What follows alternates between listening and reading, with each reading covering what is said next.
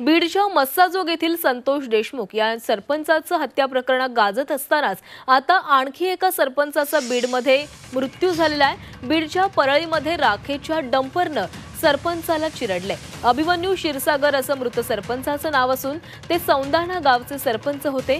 दुचाकीवरून जात असताना मिरवट फाट्याजवळ त्यांच्या दुचाकीला राखेच्या डंपरनं धडक दिली, यात त्यांचा मृत्यू झाला।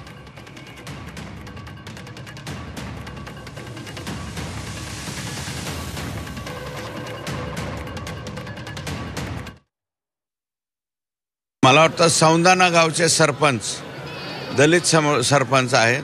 त्या सरपंचाचा जागेवर खात्मा केला गेलाय। म्हणजे तो घातपात आहे का ॲक्सिडेंट आहे अजून त्याचा शोध लागायचा आहे। परंतु तुम्ही बघा, एवढं भयानक स्वरूपामध्ये परळीची चर्चा महाराष्ट्रात चालू असून सुद्धा यांचे राखेचे टिप्पर बंद नाहीत।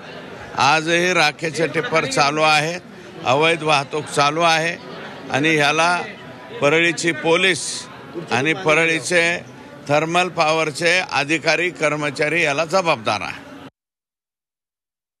एका टिप्परनीच परत उडवले अशी देखील माहिती मिळते।